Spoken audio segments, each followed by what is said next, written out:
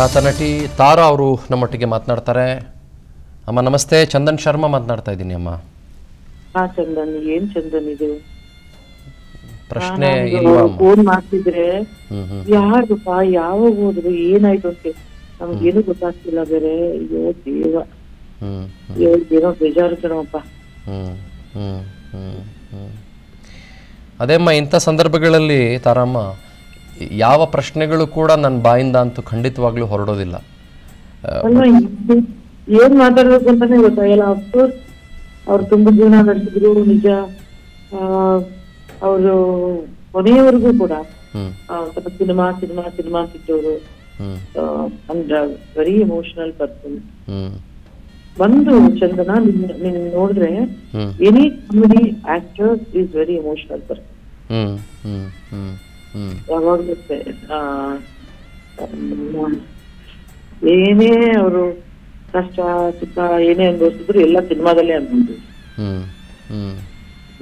ಅವ್ರು ನನ್ಗೆ ಯಾವಾಗ್ಲೂ ಹೇಳೋದು, ನಾನು ಆಸ್ತಿ ಗೀಸ್ತಿ ಏನೇ ಮಾಡಿದ್ರು, ಹೆಸರು ಏನೇ ಮಾಡಿದ್ರು ಅದು ಸಿನಿಮಾದಿಂದಾನೇ ಮಾಡಿದೀನಿ, ನಾನು ಏನೇ ಕಳ್ಕೊಂಡಿದ್ರು ಅದು ಸಿನಿಮಾದಿಂದಾನೇ ಕಳ್ಕೊಂಡಿದೀನಿ ಅಂತ. ಹೌದು ಹೌದು ಹೌದು. ವಾಟ್ ಎ ವರ್ಸಟೈಲ್ ಆಕ್ಟರ್ ಇವ. ಒಂಥರ ಬೇಜಾರ್ ನ್ಯೂಸ್ ಕಣೋ. ಮೊನ್ನೆನೆ ಸೌಂದರ್ಯ ಜಗದೀಶ್ ಅವ್ರದ್ದು, ಮತ್ತೆ ಇವತ್ತು ಇವರು, ಏನೋ ಬೇಜಾರು ಶಬ್ದ. ಹೌದಮ್ಮ. ಆಮೇಲೆ ವರ್ಸಟೈಲ್ ನಟ ಮಾತ್ರ ಅಲ್ಲ, ವರ್ಸಟೈಲ್ ಹ್ಯೂಮನ್ ಬೀಯಿಂಗ್ ಕೂಡ ಹೌದು ಅಂತ ತಾವು ಹೇಳ್ತಾ ಇದ್ರಿ. ಅಯ್ಯೋ, ವೆರಿ ಎಮೋಷನಲ್ ಪರ್ಸನ್.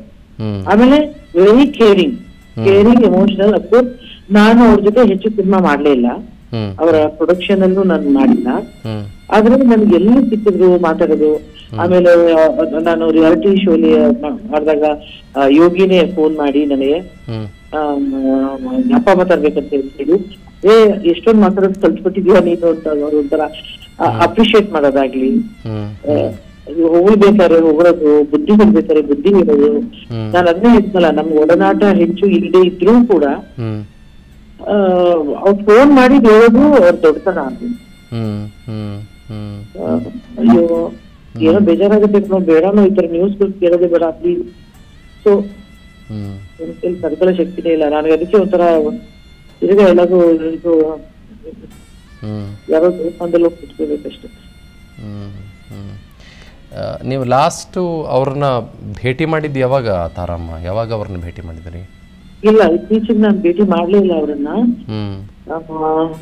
ಅದೇ ಫೋನ್ ಮಾಡಿದ್ದು ನನಗೆ ಯೋಗಿ, ಫೋನ್ ಮಾಡಿ ಅಪ್ಪ ಮಾತಾಡ್ಬೇಕಂತೆ, ಅದೇ ನಾನೊಂದು ರಿಯಾಲಿಟಿ ಶೋ ನೋಡ್ತಿದ್ದಾರೆ ನಿಮ್ ಟಿವಿಲಿ, ಅವ್ರು ಇವಾಗಲೇ ಮಾತಾಡ್ಬೇಕು, ಕೊಡು ಅಂತಿದ್ದಾರೆ, ಮಾತಾಡ್ತೀಯಮ್ಮ ಅಂದ್ರೆ ಕೊಡು ಮಾತಾಡ್ತೀನಿ ಅಂದ್ರೆ ಅಷ್ಟೇ ಮಾತಾಡಿದ್ರು ಅವರು.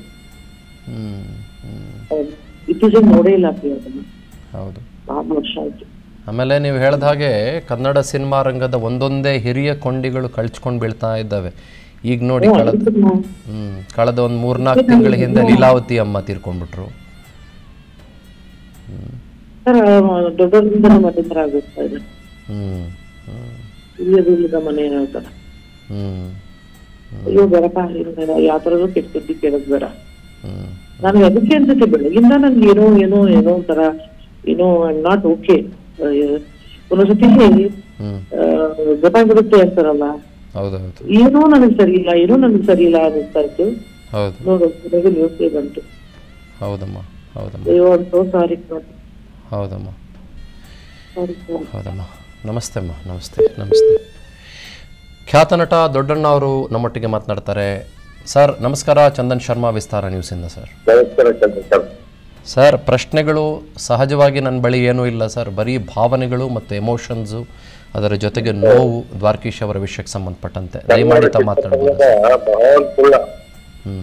ಅಷ್ಟೇ ಇಲ್ಲ, ಅನೇಕ ಪ್ರತಿಭಾವಂತ ಪ್ರತಿಭೆಗಳನ್ನ ಆರಿಸಿ ಬೆಕ್ಕಿ ಕನ್ನಡ ನಾಡಿಗೆ ಪರಿಚಯಿಸ್ತಾ ಇದ್ದಂತಹ ವಿರೋಧಾಟ ಯಾರಾದ್ರೂ ಇದ್ರೆ ಅದು ದ್ವಾರಕೀಶ್ ಅಂತ ಹೇಳೋದಕ್ಕೆ ನಾನು ಇಷ್ಟಪಡ್ತೇನೆ. ಯಾಕೆಂದ್ರೆ ದ್ವಾರಕನಲ್ಲಿ ಕಳೆದಿರೋ ದಿವಸಗಳಿದಾವಲ್ಲ, ಅದನ್ನ ಮರೆಯಕ್ ಆಗೋದೇ ಇಲ್ಲ. ಅಂತ ಒಂದು ಸವಿ ನೆನಪು ನಮ್ಮ ದುರ್ಗಣ ಸುತ್ತಿಗೆ ಇರೋರು ಏನಾದ್ರು ಇವತ್ತು ಒಂದು ರಂಗದ ಮೇಲೆ ಬಂದ್ರು ಅಂತಂದ್ರೆ ಅದಕ್ಕೆ ಅವರಿಗೆ ಮೊದಲನೇ ಕಾರಣ ಸಿದ್ದಯ್ಯ, ಮೇಯರ್ ಸತ್ತಣ್ಣ ನೀನೇ ಮಾಡು ಅಂತ ಹೇಳ್ಬಿಟ್ಟು ಅಡ್ವಾನ್ಸ್ ಕೊಟ್ಟು ಕೈ ಮುಗಿದು ಬಂದಂತಹ ದಿವಸಗಳನ್ನ ನಾನು ದ್ವಾರ ಕೇಳಿದ್ದೀನಿ. ಸಿದ್ದಲಿಂಗಯ್ಯನವ್ರು ಬಾಯ್ತಾರೆ. ಸಿದ್ದಲಿಂಗಯ್ಯನವ್ರು ಏನಾದ್ರು ಬಂದಿರ್ಲಿಲ್ಲ ಅಂದ್ರೆ ಈ ದೊಡ್ಡಣ್ಣ ಸೂರಿಬಾಯಿ ಸ್ವಚ್ಛದಿಂದ ಕನ್ನಡ ನಾಡಿಗೆ ಸಾಧ್ಯನೇ ಇರ್ತಿತ್ತು. ಅಂತ ಕೊಡುಗೆಗಳನ್ನು ಕೊಟ್ಟಂತವ್ರಲ್ಲ. ಯಾಕಂದ್ರೆ ಬರೆಯಕ್ಕೆ ಆಗಲ್ಲ, ಚಿತ್ರರಂಗ ಇರೋದು ಅವ್ರೆ ತಗೊಳ್ದಿರು. ಅದ್ರೊಳಗಾದ್ರು ಮಾವ ಚಿತ್ರದಲ್ಲಿ ನಾನು ಅವರು ಮತ್ತೆ ಎಸ್ ಸಿ ಬಾಲಸುಬ್ರಹ್ಮಣ್ಯಂ ಒಂದು ಸೀನ್ ಇದೆಯಲ್ಲ, ಸೋಮನಹಳ್ಳಿ ಹತ್ರ ತೆಗೆದ್ರು ಸಾಯಿ ಪ್ರಕಾಶ್ ಅವರು. ಮತ್ತು ಹಚ್ಚ ಹಸಿರಾಗಿ ನನ್ನ ಜೊತೆಗಿದೆ. ಯಾಕಂದ್ರೆ ಈಗ ವಿಸ್ತಾರದ ಸಾಹಿತ್ಯ ಕೇಳಿದ ತಕ್ಷಣ ಒಂಥರ ಶಾಕ್ ಆಗೋಯ್ತು. ಏನೋ ಮನೆಯಲ್ಲಿ ಕುಟುಂಬದ ಹಿರಿಯನನ್ನ ಕಳ್ಕೊಂಡಷ್ಟೇ ನೋವಾಯ್ತು. ನಾವು ಅಷ್ಟೇ ನೋವಾಯ್ತು. ಒಟ್ಟಲ್ಲಿ ಅವ್ರ ಆತ್ಮಕ್ಕೆ ಶಕ್ತಿ ಸಿಗಲಿ ಅಂತ ಕೇಳ್ಕೊಳ್ತೀವಿ. ನಿಜ ಸರ್. ನೀವು ಕಡೆಯ ಬಾರಿ ಅವ್ರನ್ನ ಯಾವಾಗ ಭೇಟಿ ಮಾಡಿದ್ದೆ ಸರ್? ನಿಮ್ಮ ಲಾಸ್ಟ್ ಮೀಟಿಂಗ್ ಯಾವಾಗ ಆಗಿತ್ತು ಸರ್ ಅವರ ಜೊತೆಗೆ? ಕಡೆಯ ಬಾರಿ ಅಂದ್ರೆ ಒಂದು 2 ತಿಂಗಳಿಂದ ನೋಡಿದ್ದೆ. 2 ತಿಂಗಳ ಹಿಂದೆ ಭೇಟಿ ಮಾಡಿದ್ದೆ. 2 ತಿಂಗಳಿಂದ ನೋಡಿದಾಗ ಒಂದು ಕಾರ್ಯಕ್ರಮದಲ್ಲಿ ಬಂದಿದ್ದು. ತುಂಬಾ ಸುತ್ತಾಗ್ತದೆ, ಹೋಗ್ಬೇಕು ಅಂತ ಹೇಳ್ಬಿಟ್ಟಂದ್ರು. ಸಿಗೋಣ ಅಂತ ಮನೆ ಬಾರದೆ ಮಾತಾಡೋದು ಬಾರೋ ಎಲ್ಲಾದ್ರು. ಹಾಗಾಗಿ ಅದನ್ನ ನೆನ್ಸ್ಕೊಂಡ್ರೆ ದುಃಖ ಆಗುತ್ತೆ, ಕಾಣುತ್ತೆ. ಚಂದ್ರಶೇಖರ್ ಕ್ಯಾರೇಜ್ ಹತ್ತದಾಗ ಜೀವನವನ್ನು ಪಟ್ಟದಲ್ಲಿ ಕ್ಯಾರೇಜ್ ಹತ್ತದಾಗ ಎಷ್ಟು ಕ್ಯಾರೇಜ್ ಎಲ್ಲ ತುಂಬಿತ್ತು ಅಂದ್ರೆ ಸಮೃದ್ಧಿಯಾಗಿತ್ತು ಕನ್ನಡ ಚಿತ್ರರಂಗದ ಎಲ್ಲ.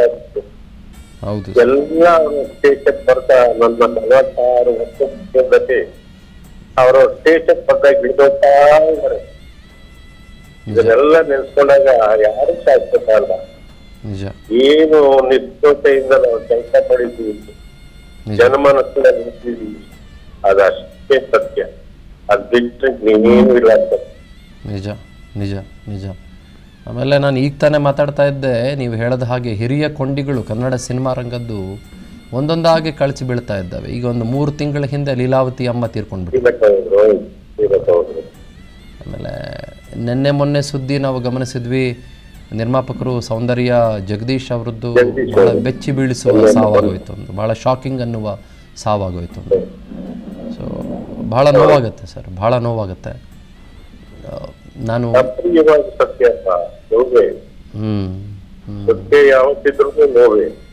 ನಿಜ ನಿಜ ನಿಜ. ನಮಸ್ಕಾರ ಸರ್. ನಮಸ್ಕಾರ ನಮಸ್ಕಾರ.